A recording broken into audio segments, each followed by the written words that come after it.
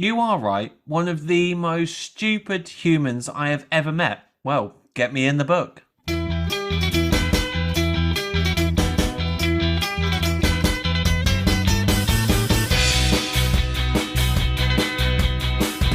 to count us in. 3, 2, 1. Hello everyone, welcome to the Trout Spinners podcast with Miles Bennell and Gary Forrestal. Bloody hell, man. How long has it been since we've done a podcast? Hello, Miles. Hello. It's been, I think, we did the live stream that went down well, that we both enjoyed a lot. And then, Did we? Yeah, apparently. And no, it's gone down well. It's like our second biggest ever viewed video on YouTube. Check it out. Play it out loud and about 450 people know what's in it. But more of that coming up later. Yeah. Yeah, no, I'm right, but yeah, it's good. It's good to be back. So what have you been doing? It's good to be back. I was doing my uni work. I got it done. Got it sorted. That's a lot of pizza. Did you get an A+? I haven't got the mark back yet, mate. Oh, what are you hoping for? An A+. What is the end game of all of your studies? If you don't know, listeners, Gary is studying a PhD in something.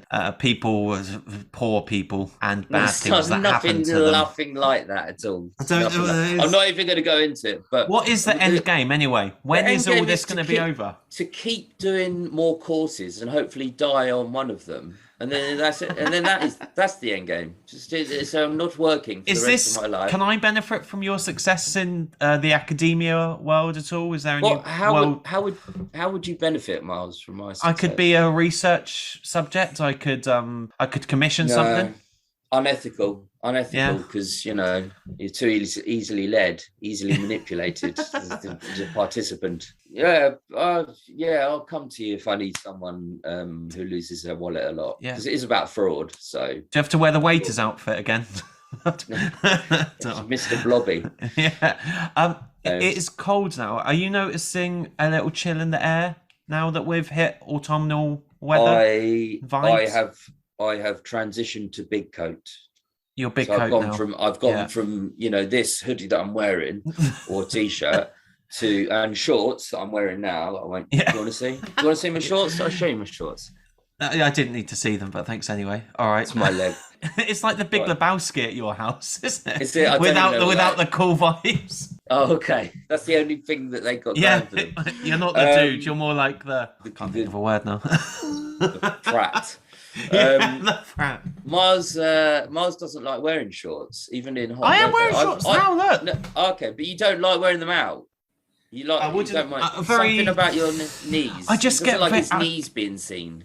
It's not. I've got enormous calves. When the gods bless me with this bod. Yeah, that's a good thing.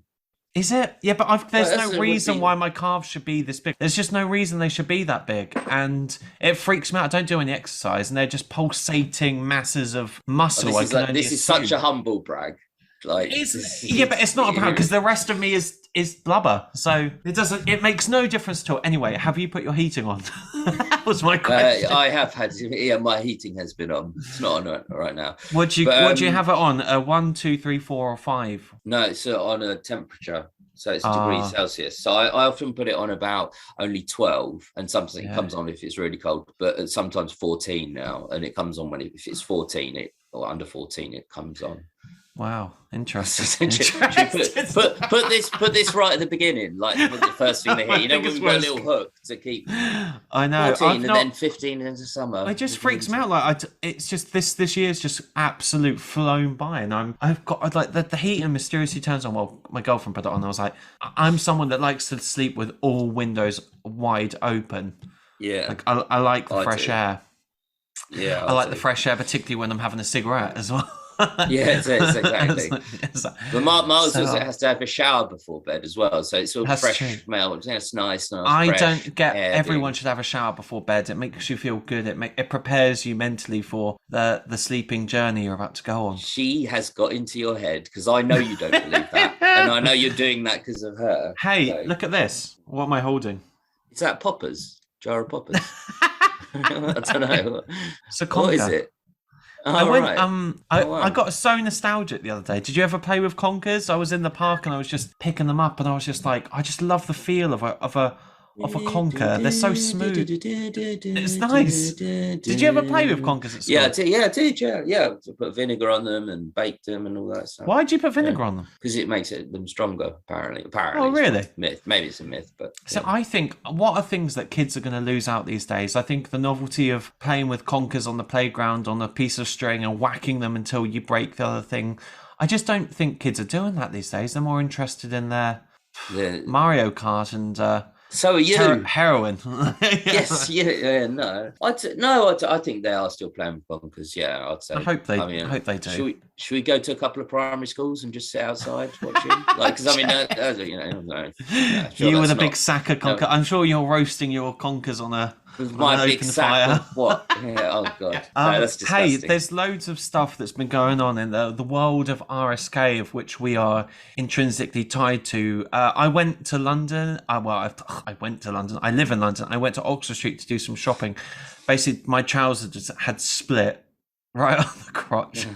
I was like, oh, for fuck's sake, again. Street. So I went to Oxford Street just to buy these new trousers because I buy a particular pair of trousers that aren't. I can't wear jeans anymore. Anyway, I walked past the Palladium, and that's where Ricky Gervais is going to.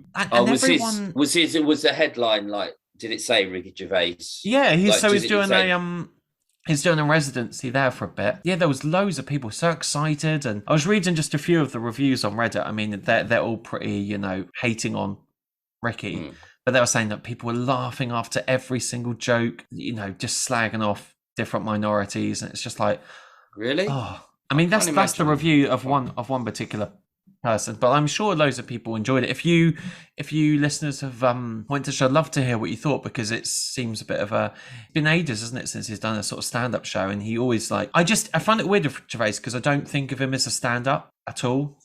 No, I do. I quite like his stand-up that I've seen. Some of it's good. It's actually, he's a good stand-up, like the stand-up I've seen. But as with his work in general, how it's gone downhill. It started well and goes downhill. I've only seen the early stand-up shows, so maybe it's gone downhill like the rest of his sort of talent and career, as we discussed before. Other things that are happening, you've got Stephen Merchant's, he's been plugging The Offenders on Twitter, and that starts on the 25th of October on BBC One at 9 p.m. And I think I'm so excited about watching it. Yeah.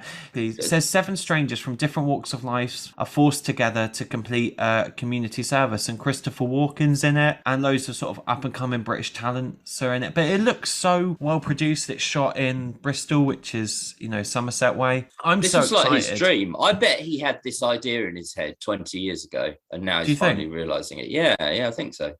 I do think he is the better writer, and I'm interested to see and actually have something to compare it against, because obviously we had Sick of It with Karl.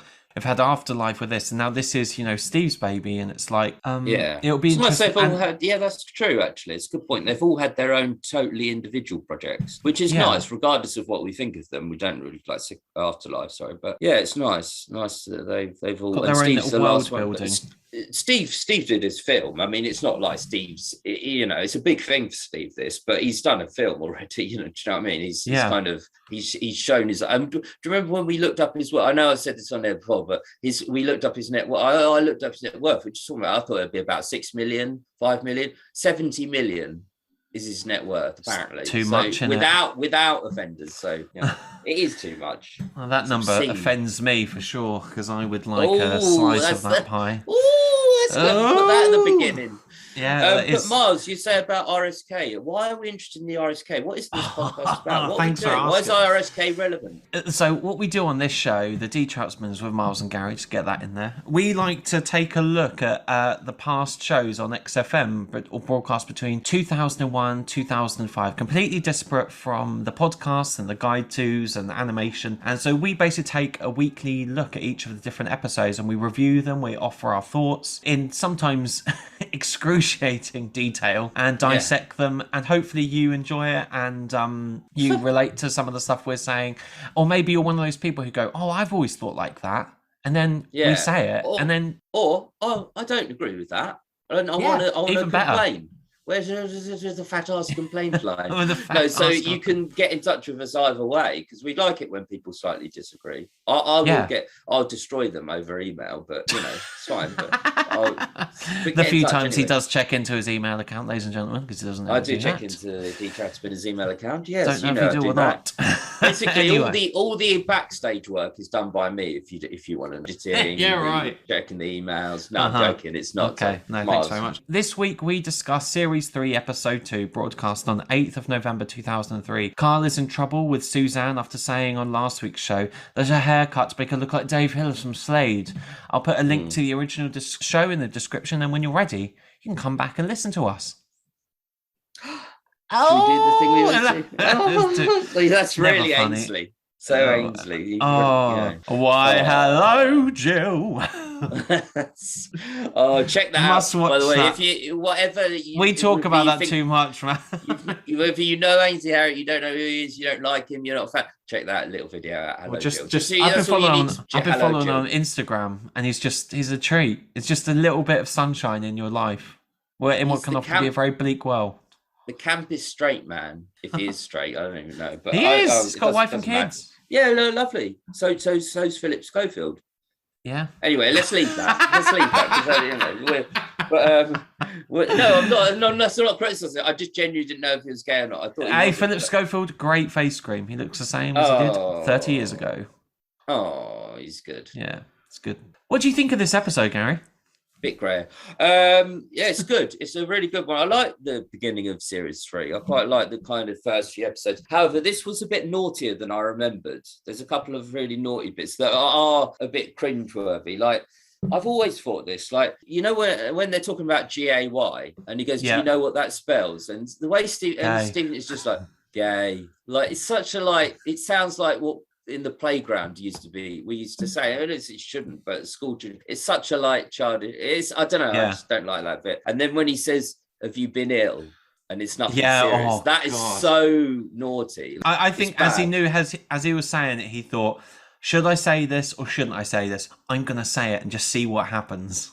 Yeah, I know, but I think it was Steve. Nothing serious. Steve has been, and that's Ricky says that, but I don't like that. I don't, because it's so bad. It is bad, but other than that, it's interesting. They've got the world record chat, which is funny. The Scary Stretch Turner. I always like that because he's cool. He's got my name, and obviously, and I would say this show has the moment in it that I would say a lot of people's favorite ever moment on any show, and you know what that is. There's no point saving it for favorite quotes because it's too good, but how do you spell that? I will say this, we've said this with a few things, but this is genuinely true. That was it was so close between that and D Trout Spinners that we went with as for the name of the show. That genuinely was right up there. How do you spell that? But I think the apostrophe D, it wouldn't, I don't know, it just complicates it. So we go with D Trout Spinners, which is equally hard to find or to Google.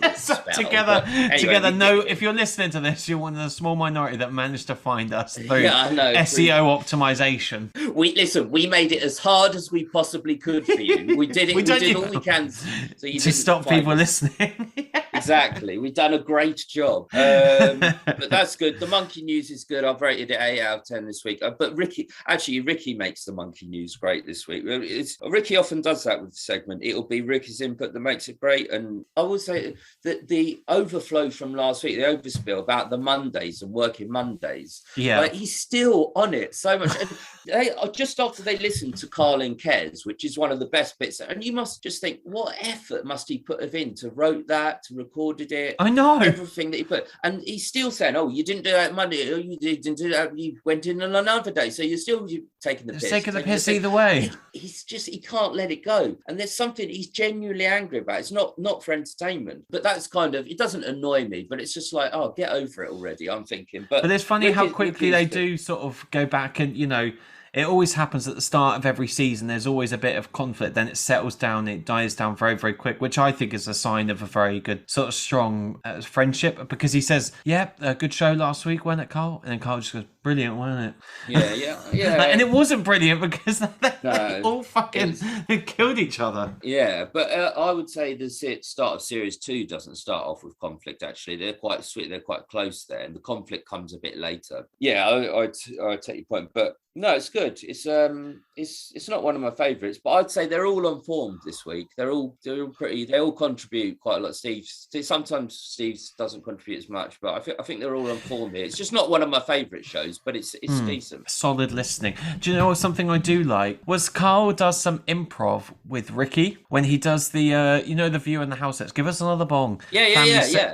Family sick of living at Butthole Road, and he says, "Oh, I've got a lovely house here, sir. Can I show you?" Yeah. Well, show. Yeah, just take and they carry out. And it's like I'm genuinely quite impressed by Karl there, because he jumps straight into character. There's no hesitation there, and I don't think they do a bit of like role playing or improv until you get into the podcasts and the guide to where he can hold his own. He goes, well, what character am I playing? And with a KP Plumbing or the negotiator. Yeah, exactly. And he's very good. But this is like one of the very early things. But he does such a good job there. And there's a couple of really good sort of sketches in this show which I like. For instance, the gun raid by 3 Saddams. I always find that so amusing. That's my favourite. I think I've said it before in the show, but that is my favourite Ricky and Steve sketch. I just think it's such a funny. Yeah, the concept's funny. Like the fact that it's a mask and like just the little things you go. Don't want to make a political point. Don't want to make it. Never. If my Robin Hood, let's rob Barclays, which will be coming up in my favourite quotes. We've also got XFM in the community coming up, by the way, everyone. So do stay tuned for that. Other moments for you, and our favourite quotes. Did say that. Did sort of say that, And are we picking 2 songs today? Oh Christ, yeah, we are. Oh, all right, I better pick one. Can I go with Celine Dion? Or is that I don't mind you going with Celine Dion. I like Celine. I might. Do you know one of my most I'm so excited to get house right, because one of the things my sister does on a Sunday is makes a roast dinner and listens to Celine Dion and Meatloaf, and it's genuinely like that's something I'm so excited about getting a house. So those people. It's always those people. Well, it can be like power ballads is a broad genre, so it could be anyone really, but it's usually Selena's, who has a beautiful voice. She's a good singer. Now I'm telling you that she's a good singer. I looked up a bit about Gary Stretch Turner. Now, my God, if this is, I think it's real. Like you wouldn't believe, he's got like these bulldog clamps just pulling his skin away, and his face is like about this wide, literally. Can you? I'll see. You can see. Oh my God, that looks like the scene from Brazil with the stretched face. I wouldn't know, but that is Gary Stretch Turner. That's his actual. That's not a mocked up photo. I mean, I have to say, like, if it's getting to that stage in your life and you're just when did you discover you had that talent? Well, Gary Turner is a sideshow performer. He holds the current Guinness World Records for the stretchiest skin, caused by a serious form of Ehlers-Danlos syndrome. So he's made most of it. Let's see. So he started performing. It doesn't say when Gary does some research. When he was born, his midwife only mentioned that he had loose skin. That was the only clue of his condition. That's the end of the article. Loose skin. So he really is loose. He's still alive, aged 49 or 50. It doesn't know. It's not sure. He's 49 or 50. So how long was he? So that was 20 years ago. So what, he was in his 20s? He started in October 1999 in LA. He stretched his skin on his abdomen to a total length of 6.25 inches, earning him the record. God. That's as long as my finger. Have you got a ruler, Rick? Yeah, there you go. Good reference. Good. He also he was a member of the Circus of Horrors in 2005. Now that would be good for Karl. Circus of Horrors. What else was there? Do you have any weird party tricks that you do? I can flare my nostrils in a way that other people can't. Oh, it's horrible. I just have those muscles in my. I'm not boasting, but I just have these big muscles in my nose. Whatever. I can just. Yeah, I always used to do that at school. I always used to do like I can make my neck look like a turtle, a tortoise. Go on. It doesn't really. It just looks like you look like Deirdre. Yeah. So maybe that's my picture. Look a little bit like Deirdre of Coronation Street. Yeah, Deirdre. Or God rest her soul. You know Deirdre's mother. Yeah, that is more Blanche. That is Blanche. That is more my personality, to be fair. I think so. Or your energy levels. Yeah. What do you think about the statement that Stephen makes at the start, which Karl has never admitted that he was in the wrong? Yeah, that's probably true. I can't. I mean, he does, but he'll often, if he's like, because Ricky's so forceful, either being funny or just angry when Karl is wrong. Karl does this thing where he almost is as if Ricky's not talking unless he's really annoying him. He just carries on. He plows on with what he's saying. He doesn't react to what Ricky's saying, which makes the sort of those stories better. So yeah, it probably is. He doesn't admit he's wrong very often. But that's just because he just carries on with the story. Like the monkey news this week, he just said, I'm just saying what's online. Doesn't admit he's wrong. But yeah, I don't know. Can you think of another time Karl's ever admitted he's wrong? Yeah, it might be one. I think you're right, because he's just got such belief in everything that he says, because it's usually led by he just wants it to be true. Most of the time. Yeah. It's that wish fulfillment thing. I do think it's funny that when he says, Steve says on that subject of, facts that may or may not be true, when Steve goes, please don't preempt it. Please don't preempt it. It's like he's sort of playing with the show structure that you should never preempt a Monkey News reveal. Yeah. Because it makes you think that it's like, it makes you think that it's made up, even though we know it's like there's a degree of fiction. Nearly almost all the time. Yeah, apart from the first couple, which were based on a grain of truth. But yeah, Steve often is in a position where he's saying, please don't preempt it, or words to that effect, because he often sort of plays that role. Because Ricky's just so eager to get... But Ricky, to be fair, sometimes Ricky preempting it is funny, but there are other times Ricky preempting it isn't funny. And I don't think Ricky's got that filter where he knows which is funny and which isn't. It just so happens that in these days, some of it, because he was so funny, it is funny when he preempts it. It doesn't ruin it. But yeah, Steve plays that role, so it's kind of it's a role he was often playing. Well, the best preempt was Kirsty Morris, and she gets lips set. No, Steve, because you know what's going to happen. Ricky goes out of the room. I know what's going to happen.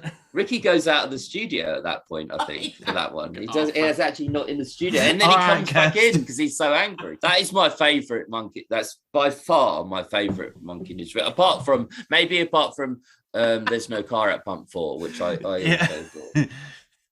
He did mention the mascara. Right, yeah, he did. And then she goes, she wasn't a looker anyway. That's just the best. Just such an insult. Yes. This woman, she's... Kirsty Morris, poor fictional woman. I don't know how I feel about the GAY Britney gay, it's just the way he says sketchy gay. stuff. Yeah, gay. There's no funniness to it. It's not like it just sounds like. But what that leads on to is there's something about Miriam, and I do genuinely remember that show. That was on. Yeah, I remember that show. It's just such a what you wouldn't not have that get now. made to that. No chance. Like, I mean, it's kind of deceitful anyway. Like that, I do get it. Like, but it was like the fact that the whole premise on that show was, was it meant to be empowering for?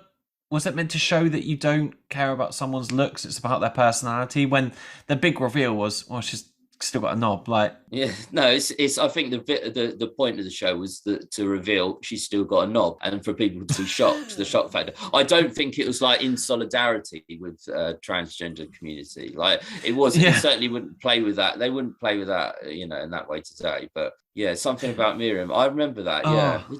What happens in the end? Because the winner sued for it not to go out. I think so. Yeah, I can't really remember. I know that they didn't go off and to have this glamorous holiday. God, I've been watching some absolute rubbish telly. That I've been watching Married at First Sight. Do you know what that is? I don't. Bunch of people are cut their cast and they're hooked up by professional experts. I don't know America, what their credentials are. No, there is an American, then there's an Australian, there's a British version, which is hilarious. They put them together and then they get married.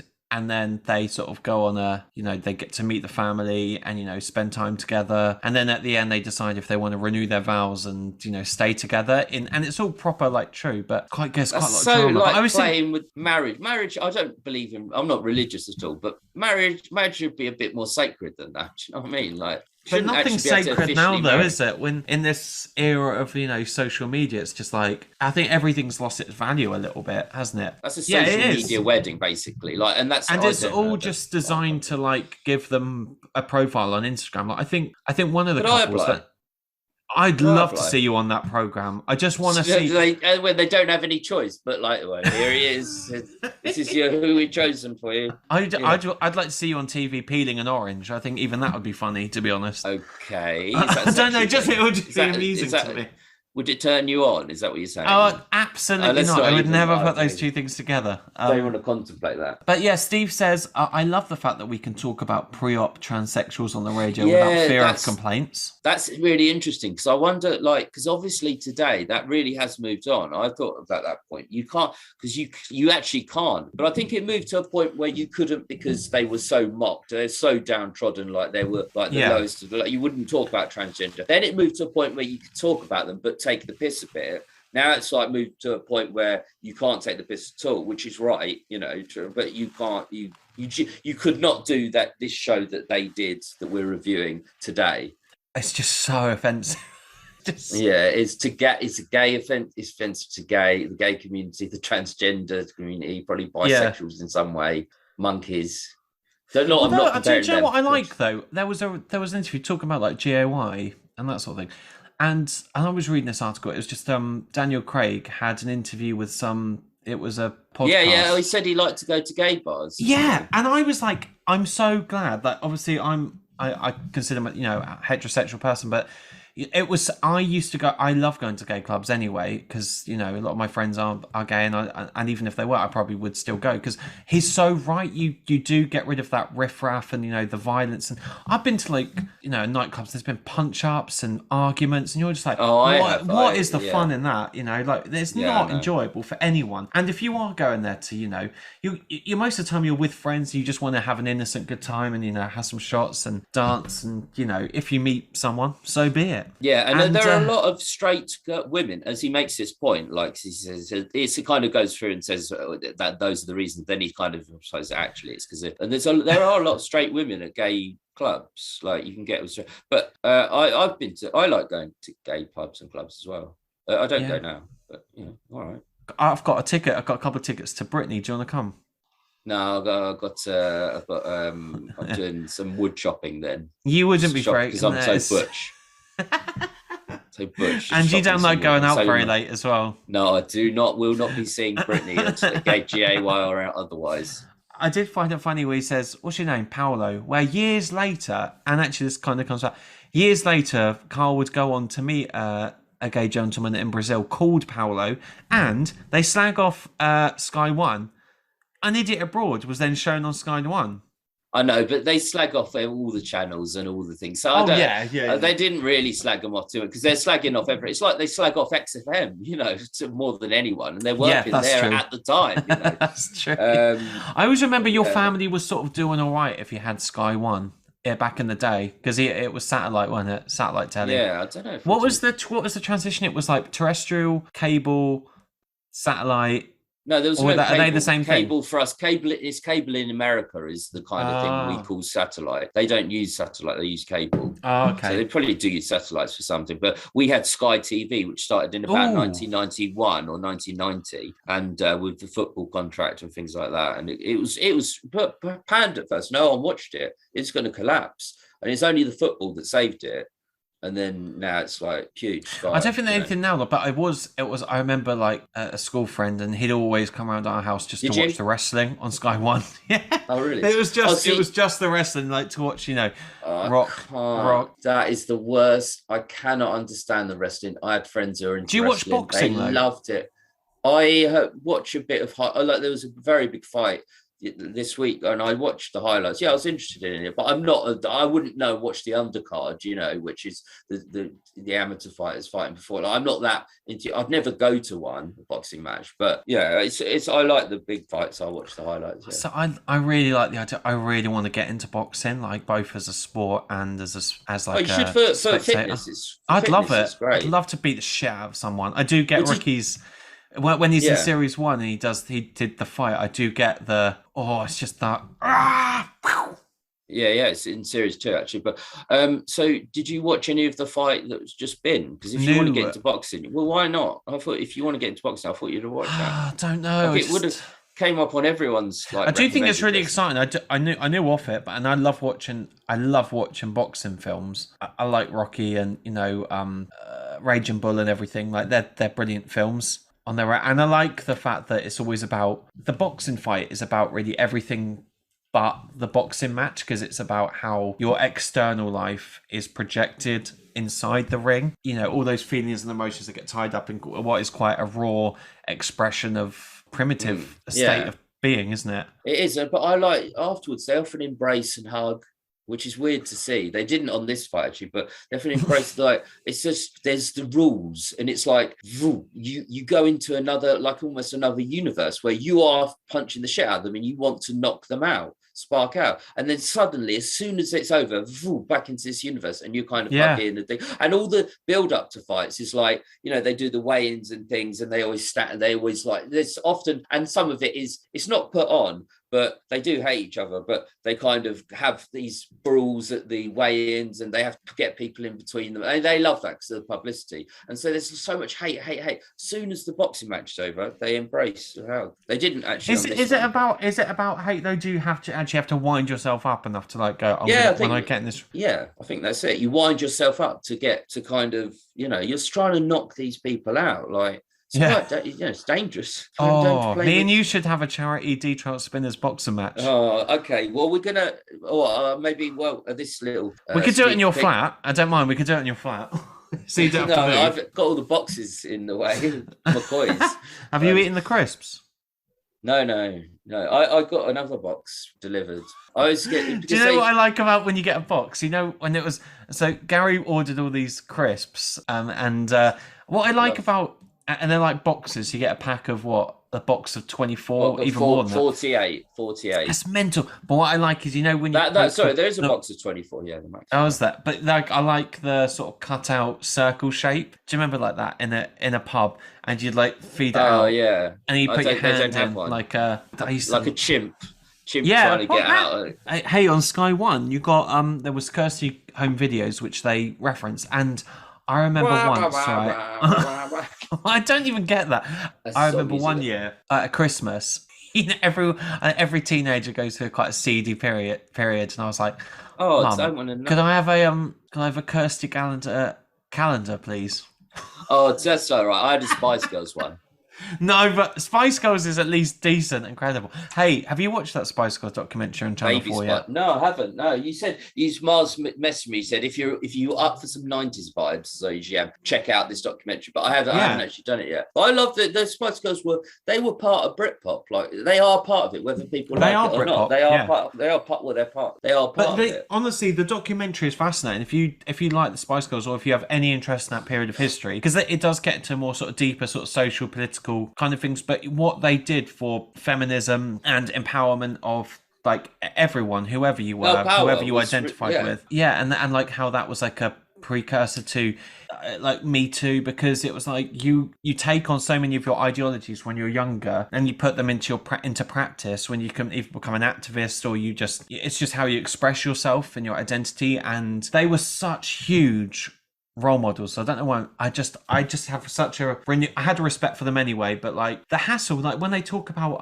when they were all sort of single and everyone loved them when they were single, then they started having babies and they got slagged off because they were either single mums or having, you're just like, fuck off. Like the way I'm so glad the press has changed. I mean, it's changed maybe for in a worse way, but I do feel at least we've got rid of the sort of scummy tabloidy showbiz celeb gossip. Do you not think? No, that's still with us. I can tell you Yeah, now. but people have much more on ownership over it, don't they? Oh, I'm not sure about that. I don't know. I think people still get violated or exploited. I think it still goes on in the fringes of sort of, you get those tabloid culture is still here. It's just the tabloids aren't read by quite as many people because it's more online, so you still get your gossip. I've on Twitter, you see sort of gossipy stuff. We don't follow anyone like that who's so sad, but you still get bits. You used to get people posting, "Oh, look at this, it's ridiculous." It's just so sad, isn't it? Well, yeah, it is sad. But Spice Girls were great. Role model, they gave girls confidence. That's what you need.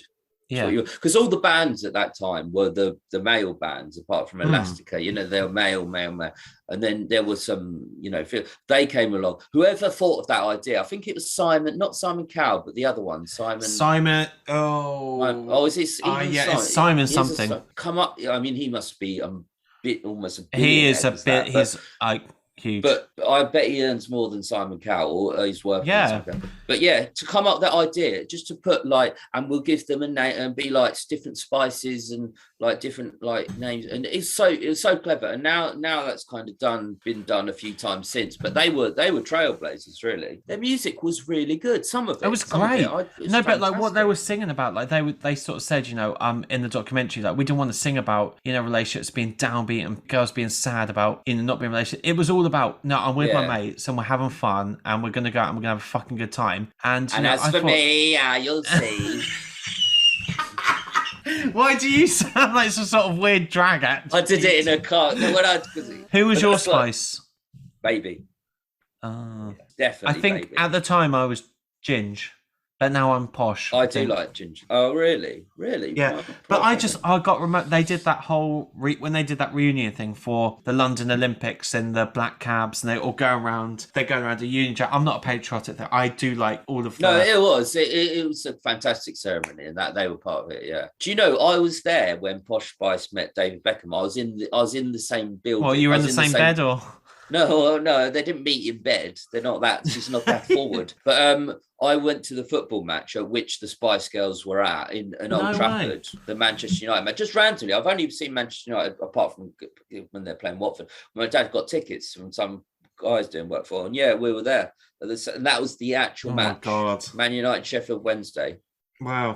I do have such a respect for Beckham as well. I think Beckham's a thoroughly decent bloke, and I like him a lot. Did you see though, when he didn't get a knighthood though? He was really the thing, because he came out. Who wants a knighthood though? But he was saying you fucking load of cunts. Or stuff like really? That, he wouldn't expect it, but he was really pissed off because they didn't give him one. But he will get one of it. But yeah, he's a good guy. Yeah, overall as a footballer, fantastic, and underrated. Beckham though, Victoria, the fact that she's doing her fashion line was award winning and just so much focus and drive. All of them. And they've all had really mixed careers since then. And but they are a money making machine though, Posh and Beck. But they're such a good brand, Posh and Becks. People still. They are, but you've got to be able to do it well. It's not good luck. Oh, they did well. Yeah. Oh, good luck to them. All right, good luck to Victoria and David Beckham. That's from the show. A toast to Victoria. Yes, chin chin. An October toast. Move on. Let's return back to the show. We know, obviously, the street that Steve's parents grew up in, or he grew up in, sorry, is Gay's Street. Gay's Street, yeah. I think that's quite well documented by this stage, isn't it? I did look that up. I've looked up some funny place names as well. Oh, go on. I've really done prep this week. Are you impressed? I am. Okay, so these aren't naughty ones. These are just, there's a place called Boring in Oregon. I think we should broadcast from there, live show. Accident, Maryland. Accident. And this one, this is in New Mexico. The name of the town is Truth or Consequences. No way. That's the town. Sandy Balls. Apparently scratchy bottom. I don't believe these ones, but those first three were true. There's Upper Thong and Hell and Kill. I know this place called Hell. Yeah. So, I would I feel like I'm living in hell most days. All right. Yeah. Right now, listening to this shit yeah. that I'm spouting. I tell you what, if I lived in a comical town, I would happily broadcast that to everyone. Well, yeah, but you don't want. I mean, no one knows where Ipswich is. When I went to uni, they're like, "Where?" Yeah. I was like, "Ipswich Ripper, prostitute murders, fattest man in England." God, you went to uni quite late. Yeah. Right. Murderer. I know the murders. I know the murders. Fattest man in England. He was there. He's now lost all of the weight, so he's that fat and lazy. He can't even maintain a record. He can't even maintain a record for being fat and lazy anymore. That was my joke. I had one joke that I wrote for my. That was my joke. I wrote. No, that's my joke. It wasn't your. I didn't write. The joke was the fattest man in Britain has died last week. On the plus side, he has lost a lot of weight. It doesn't work now because we've just been talking about it. But that was it. But I canned it. I was like, no, that's. If you like, if you want like a bit more of Gary's stand-up, then go over to Patreon, where there are loads more shows. And apologies, we have had a little bit of a break, everyone, because I've been busy and Gary's on study, so it's been a bit of a pain in the A. So, but do head over there, do support the podcast anyway, even if it's just if you want, rate and review. No, not if you want. Go over there and do it now. Oh, well, he's stern. He's turned on me. Turned on you, and he's turned on me, audience. He's turned on everyone. So, one comment about this is when they're talking about Ricky and technology. I mean, first it made me laugh because it just reminded me of you. It's like my phone couldn't do that. I actually had to spell it out. WC1. I still can't believe. What does he mean?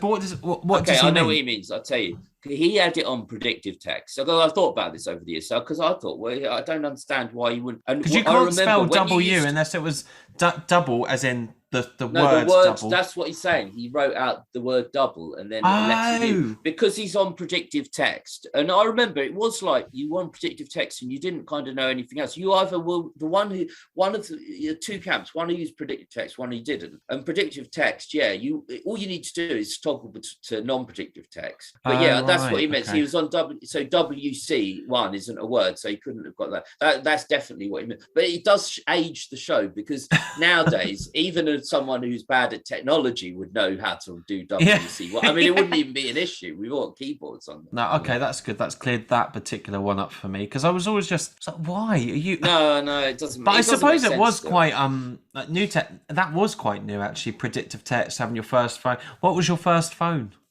Nokia 3310. Yeah, I think it's a classic 3310. Yeah, it's correct. So I'm telling you. How do you know? You can't. Well, because it's going to be that, isn't it? It's going to be that. It's going to be that. No, I got my first phone about 2000, 2001. How old were you then? When people getting 17, 16, 17. Oh, yeah, 17, I think. Yeah, but you got it when you were 12 or 13. I had you're one of my first phones. I had all those. I always had like pass me downs when. Remember when mum or dad were getting like a renewal and you got the upgrade, you got the upgrade just I was like, yes! Here you go, Mars. Here's a Nokia 2210. This is brick. Yeah. I think that's pretty much all I've got on the show, apart from these two things, and I'll blitz through them. Obviously, we said Karl and Kes, and I love that is his favourite film. Like, he's always said, like, that's always one of those misquoted, like, what's Karl's favourite film? You go to say The Elephant Man, but then you revise it and you go, no, it's Kes. Yeah. And it's just... Kes, for a lot of people, Bob Mortimer said this as well. Like his favorite film is Kes. It's a lovely film. It's very sweet.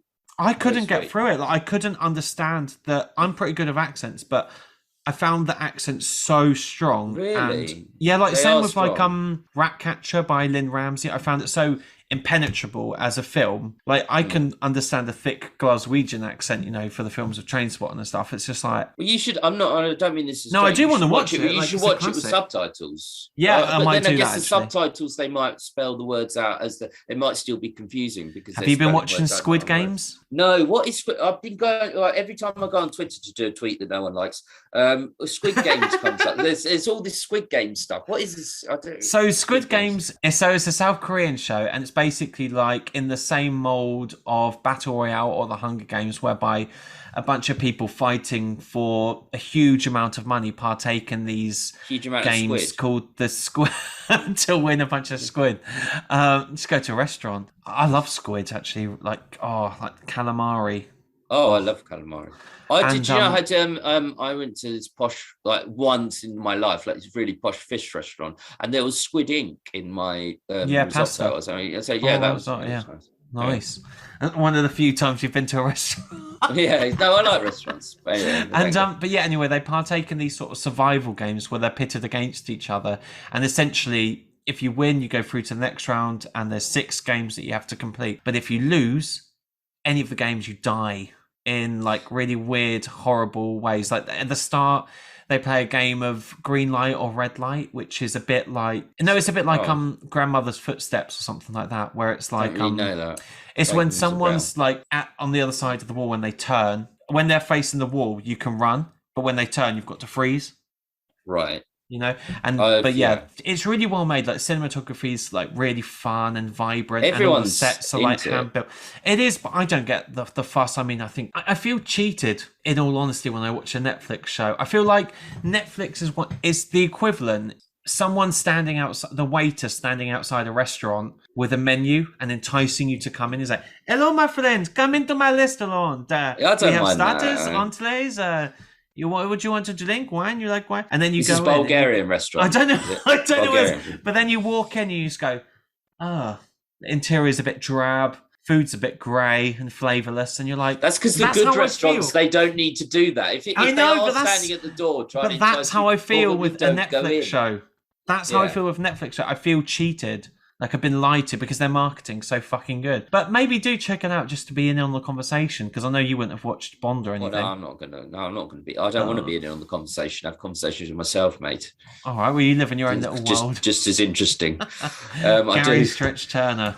Gary Stretch Turner. Oh, we'll put that picture up of him because it's amazing. And yes, we'll now have a little break, and then we will we'll come back with our favourite quotes.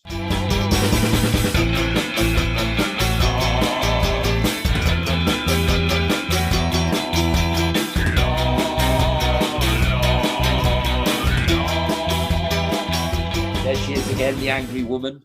The angry woman. Recording in progress. That's what she says when we start. We have started and we're back. Thank you for staying with us.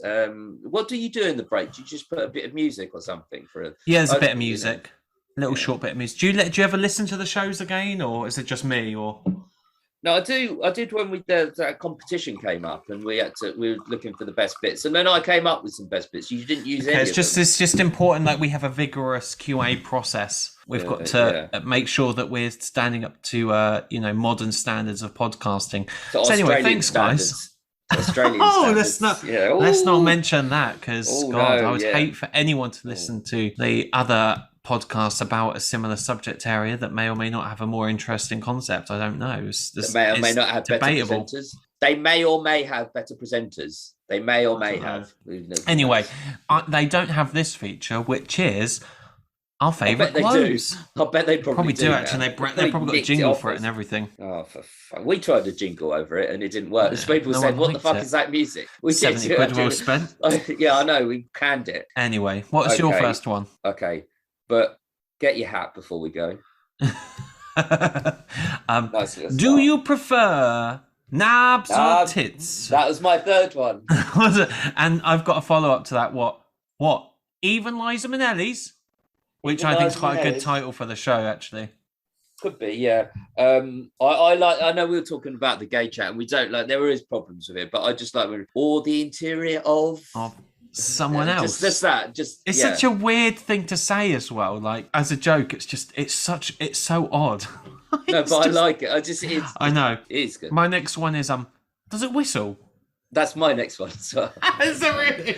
You've taken turn mine, because do you prefer knobs or tits? This was my third one. That's my fourth. Okay, well, Beckham's knocking them in. You'll be knocking. That's my third. You fucker. Oh God, we don't usually cross over like this. This shows the chemistry we've got. Do you know what I mean? Chemistry. The other Antidipodean podcasts do not have a chemistry like that. Reek of chemistry. Okay, first one was easy. You gave them the answer. That was the easiest one I've ever had. Police. Police, yeah, that's good. Just how quickly he comes in. First was he gave me the answer. Yeah, he's sort of tripping over himself deliberately. Yeah. Tall hats, flat hats. I That's knew just like you the were way gonna he say says that. it. Tall hats, flat hats. Read it out, and then about 400 people That will is know my what's in next it. one. I knew you were going to go there because that is so. Read it out. I've put it this way. Actually, it's a read it out, and then all because he kind of goes all something. It's like all about 400 people know what's in it. And I put it without prepositions at the end. What about 400 people know what's in it? He talks like an idiot deliberately. He's very, very. Yeah. Never mind Robin Hood. Let's Rob Barclays. Well, my next one, as I was like on that theme, is I don't want to make a political point. I don't want to make a political point. I like that. This is, you are going to have this, and I don't care because I'm going to say it. You are right. One of the most stupid humans I have ever met. Well, get me in the book. Yeah, that's say no more. One of the best quotes ever. Best quotes. It's an actual joke. It's really funny. And Karl's a little bit proud of himself. So I always get a little fist bump when he gets like one up on Ricky and Steve, because it's too much of the time it's like Ricky and Steve versus Karl. Or it's Karl versus Steve. And that's what. But on Karl versus Steve, Karl always gets the one up. Karl is the powerful one. Like Steve is the weak. Yeah, it shows how anyone who doubts that Karl is a genuinely funny person who's not an idiot, they should listen. That is it's so perfect, brilliant, absolutely brilliant. Yeah. Cock in the toilet. I just don't know why. We've done that between us a few times. Cock in the toilet. Oh, it has to be this. This is a contender for the name of the show as well, and obviously what we said for the podcast. But how do you spell that? Oh yeah, well I didn't even put that in my favourite quotes because it's so like it transcends favourite quotes. It's like on a level above anything. It's so good. How'd you spell that? It's just so good. Like that whole sketch. Like even I can't tell if the drawing on the board is from the film or it's from the film. Special. Okay, it's from the film. Oh, it's just so well done. It's so clever. It's so clever that he thought of that scene as well. Like, even knowing it, even though he's already seen it, you think he doesn't put the work in. You have to go back and rewatch and can see there's quite a lot of back and forth between the teacher and him. He's had to write all of those lines, you know. And when he says, I'm sure that shows he's a bit gay. Does he? Does he? Does he? Yeah, absolutely. I had Can't Be Bothered, but I'm not going to put that in. I'm going to put in, okay, this is one of my favourites. So, and I had a time when I wanted this quote, and I just wanted, for no particular reason, I just wanted to hear this quote. And I went through loads of shows to find out which show it's in. And I always struggled to find it because I couldn't remember where it is. But it's not profound in any way. I just love it. It's Popping Garfunkels. It's just the way it's Popping Garfunkels. Have some delicious sausage. Who's ever been, like he's mentioned it a few times, like it's Garfunkel's and the Aberdeen Angus Steakhouse. We know you've been. Have you ever been to Garfunkel's? I've been to Garfunkel's, yeah. Why have you gone there? Out on Paddington. I don't know, I can't remember. It's all right. That's all right. Yeah, it's just, steak, a bit overdone. not terrible. It's not a horrible place. I went to Burger and Lobster in London the other day. I've never had lobster before. I've never had lobster. We're not lobster people. Well, really. It's very profoundly fishy. Yeah, very fishy, and it's a bit like it's a more robust crab. Somewhere more like it's like a fishy monkfish. That's the name of the show. A more robust crab. Just put that, and no one will know what it means until they get to this point of it. Who's that? Dr. Sayers? Yeah, just like when he says there's a doctor. They both preempt it. They're both kind of. He goes, "Hey, we meet in trees. Which tree house do you want to miss?" But it makes me laugh. He goes, a lot of people are meeting in chat rooms. That's like the modern way of like meeting people. That is the way of meeting people nowadays. Yeah, like, even back more back of then, the only way. Yeah, back then that was early days. I mean, you're still on Plenty of Fish if anyone's listening, and you want off. I'm actually not. I don't delete all my profiles. I think all they were deleted on my behalf. Plenty of Fish, or POF as I call it. POF, yeah. Well, us in the know call it. The ones that get loads of dates, which it is not me. Okay. On that, close to that subject, I love Steve's little. No, that was me. Yeah, where he says about the red how arse, swollen and red out. No, that's me, because that's Steve taking the piss out of himself as a princess. I'm not a linguist, but I pretty much think that's what happens. That's what happened. That's what happened. It's the kind of tone, is it? This is not quote for all it is the beginning bit, and I'm going to try and do it. I've written it out how I think it's. It's just basically for the beginning word. Right, there is not an animal in the world. Right, there's not an animal. Right, it's listen. Go back, listen. He goes like literally. Right, there is not an animal in the world. Like he gets until he gets to the right because he's so like right. There is not an animal in the world. I love it. I keep saying it, but there is not. Anyway, what is your favourite quote? Do email in spinnerspodcast@gmail.com or tweet us at spinnerspodcast, where there's lots of nonsense there, and where we've got some of our correspondence for this week's XFM in the community. XFM in the community. Jingle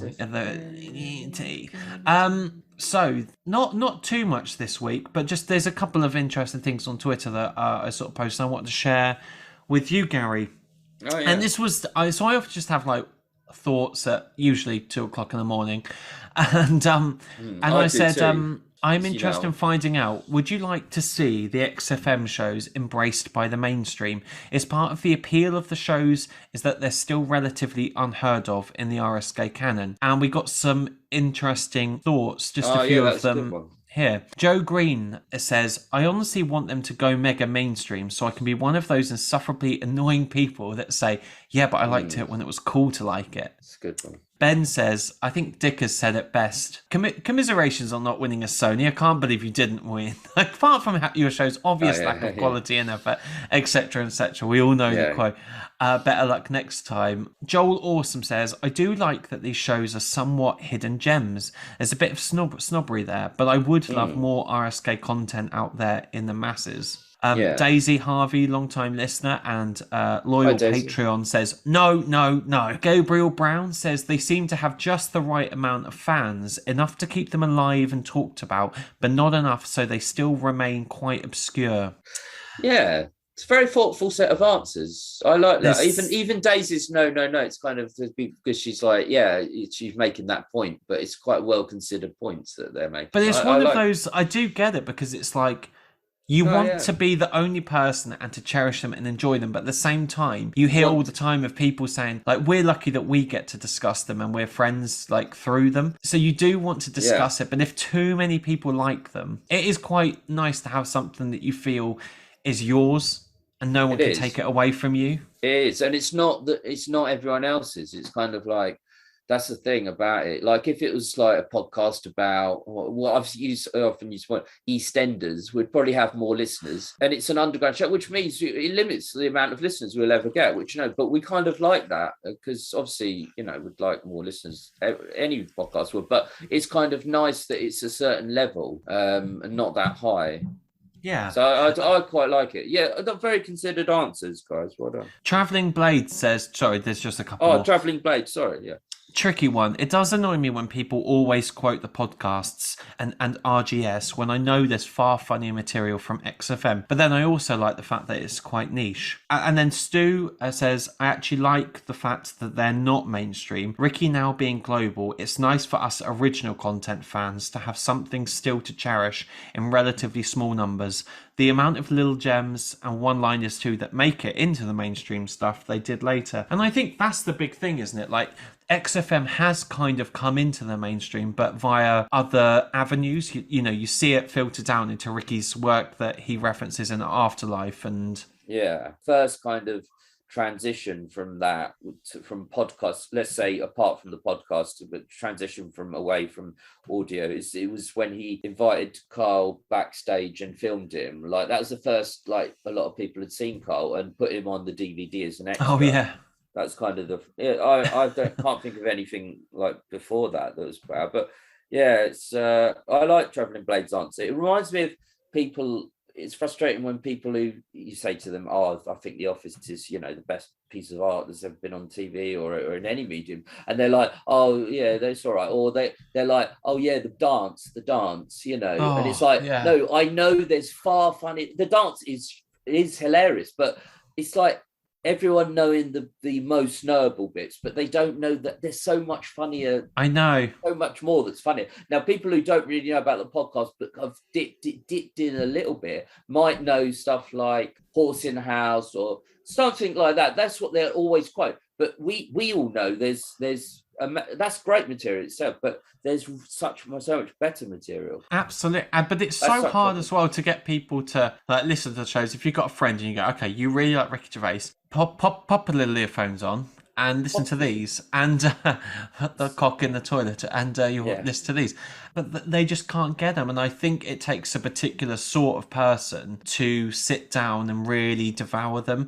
But once you're hooked, you're hooked. It was recently, we had a tweet that performed very well when it was Mental Health Awareness Day. I just put something out there, saying for the good reason. These shows are cherished, and, people need them to sustain their mental health, whether they've got, depression, anxiety, or if it's just to get to sleep, or just, to connect people. Like, we've had stories of people getting married through the shows. Oh, yeah. People, that Canadian guy. Yeah, in Canada and Australia, united those two people. It's lovely. That's just amazing for a little fan group.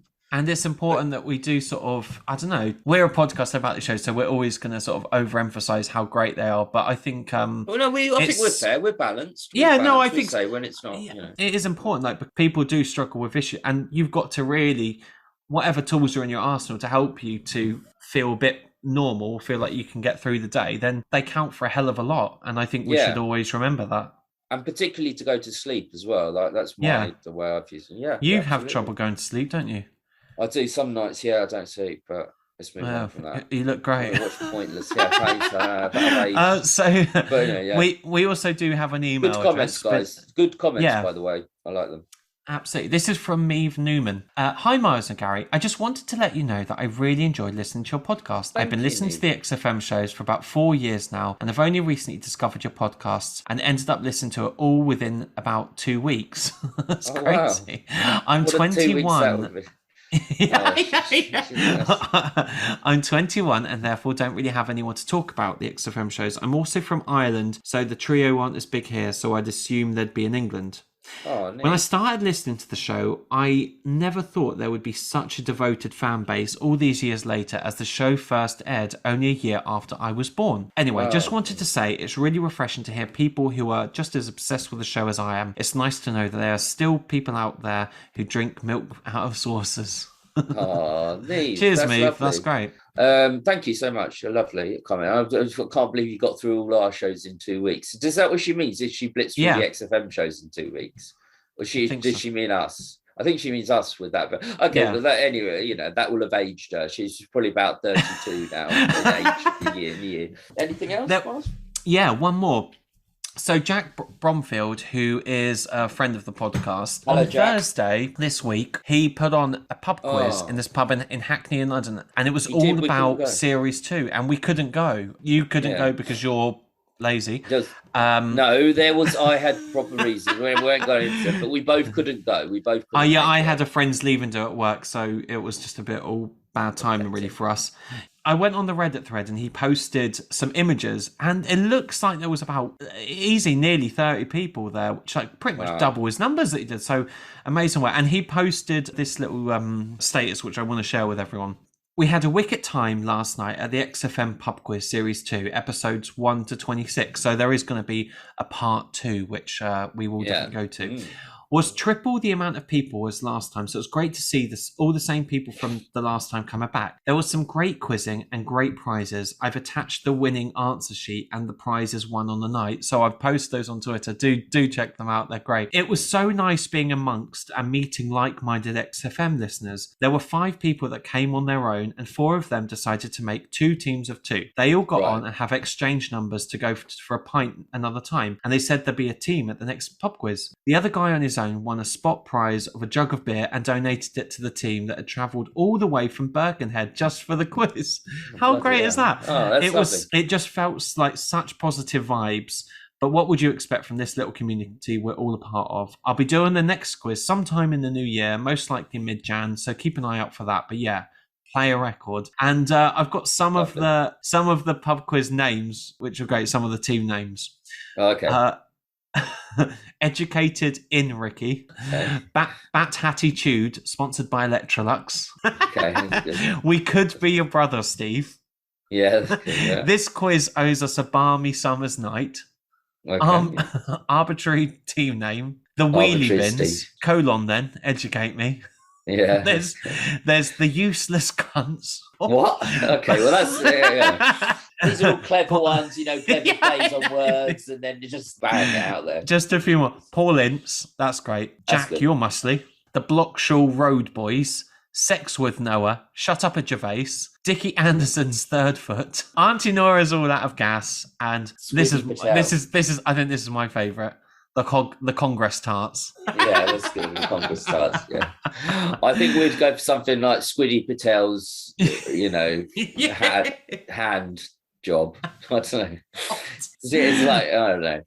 Well, we'll be at the next one. We're gonna make a team. Us two will be a team, and then everyone can compete against us. See how they get on, and we'll see. God, imagine if we lose that though. God, that would be bad. I know. Then they take over the podcast. That's it. Yeah, that's the thing. If they beat us, they take over. Jack's basically recently become a manager of a pub in Hackney. I can't. Oh yeah. I can't remember the name of the pub, but anyway, he's basically offered us the Cock Tavern.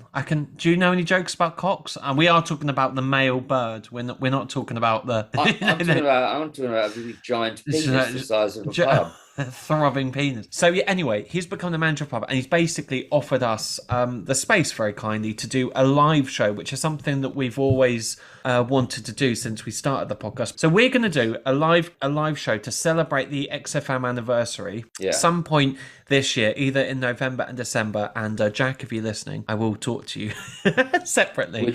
But we would love to organise something with you, and I know he's up for it. So we were thinking of a little Christmas show, weren't we? A little Christmas. I would love to do a Christmas show, yeah. So we can. It might be on a random. Together. Yeah, it might be on a random day. I think Monday's the best day for him. So keep all your Mondays safe until then. People, clear your calendars on a Monday. And we'll definitely post it on Twitter, and we'll make sure there's live announcements and podcasts, so no one misses out. Yeah. And you can all come along and buy me and Gary Aspels and a glass of house white wine, respectively. And I actually prefer the cheaper wine, so don't worry about getting the more expensive stuff. So used to it now. But that's our XFM community, spinnerspodcast@gmail.com or spinnerspodcast on Twitter if you are interested in contributing for future episodes.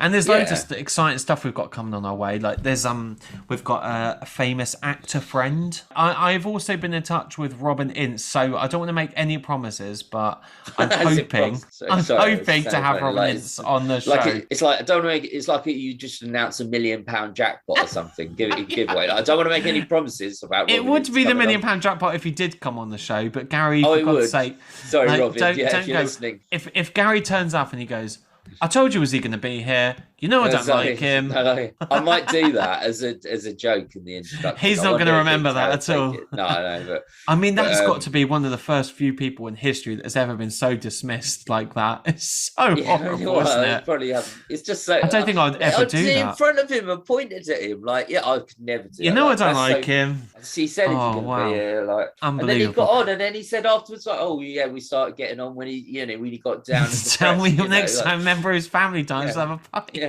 Oh my God. So Robin Ince, we've got another guy. Well, Daniel Sherman, we can say it, can't we? Daniel Sherman, yeah. Yeah, those are two we got lined up. So they'll be on at some point. We'll get them arranged. But the live show around the middle of December, and it'll be a Christmas special, is what we're thinking. Hopefully. Let's TBC that because I want to run it past Jack first. Yeah. I'm sure I'm not putting any dates. We don't know what day, but just probably on a Monday, probably in December. Yeah. Gary, we are going to wrap up because I'm bored of talking to you. So it is time now for the Trout Spinners Library. This is the time of the week where we both select a song that we like and we pop it into our little Spotify playlist, which is available in the description of the show notes. So do you have a song in mind, something that you've been listening to? Not really. I was going to I don't want to put My Heart Will Go On in. I think that's too much. That's a step too far. You have also already put in a Celine Dion song. Can I just say that? Oh, right. Have I? Okay. Robbie Williams, Angels. I'll take that. Yeah, okay. Can you sing it? Doom, doom, doom, doom, doom, doom, doom. Oh, wait. Doom. I sit awake. Does an angel contemplate my fate? Do they know places where we go when we're grey and old? I feel like I'm gonna play that at your funeral. No, don't. That's a cliche song. You know what you're going to play them with. You know, it's Don't Look Back in Anger, and then everyone can turn around at the end. No, but Rod, do you remember the first series of Pop Stars, which was the forerunner to X Factor and all of that? They all had to sing Angels. Yeah, and it's such a hard song to sing well. But they were just terrible. Something, you know, obviously. Oh God, I tell you what. Do you know you're a big fan of Mama Cass and yeah? Oh, we both and play your own kind of music. Sing your own. Anyway, I was watching Free Guy, which is a Fox 20th Century Fox action film with Ryan Reynolds in, and there's a moment in the film which is like a fist bump, you know, feel good moment, and they played that fucking song. Oh, I don't believe, because we're gonna do that. We've already we wrote a sitcom and we wanted to sign off so someone's already had the same idea. Anyway, if we're doing a 90s trip, then if you're going to put in RW, then I'm going to put in Christina Aguilera, who, controversial opinion, I think is better than Britney Spears. We're talking a lot about Britney Spears. That's so camp then. I don't know why. You didn't say it. Controversial opinion alert. I rate her better than Britney. Higher than Britney. Controversial opinion. And there he goes with this stereotypical humour that would not go down well in 2021. And it is 2021. You're doing it. So I'm going to put in Genie in a Bottle. Okay, I'm a genie in a bottle. You got to rub me the right way. You got to rub. I'm like that. I do not want to rub you the right or wrong way. No, but anyway, there is no right way you can rub me. But there is a right way I can be rubbed if you're interested. Those are those songs, and they will be available in our playlist. So hang on. Does that mean they don't have to pay for them because we put them on the playlist? We post a link to the song. This is like Ricky explaining how phone works. We've done this before. W. So do you don't? I can't believe I actually have to explain. If you have a Spotify account, you can create a playlist and you can add songs to a playlist and make it public. Everyone can then access this playlist. So they don't have to pay for it, Spotify, to have this? You have to pay for Spotify because it's £10 a month. They have to have a Spotify account to listen. Right, okay. I would recommend getting a Spotify account so you can listen to Oasis. Nothing else. Yeah. If you're a Patreon of ours, quit it and go join Spotify instead. Anyway, do join us on Patreon. I do highly recommend that. Thanks everyone for listening. It's been really enjoyable to be back for me. I've really missed it on the podcast, and I think we haven't seen each other for ages, so it's nice to. We talk obviously on the phone, but it's nice to see you face to face. And let's just. Yes, I've got a missed call from Miles. Yesterday at 20 to 1 in the morning.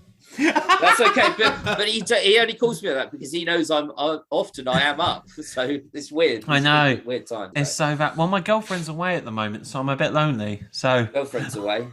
So I need to talk to people. Thank you everyone for listening. Gary, anything final words for you?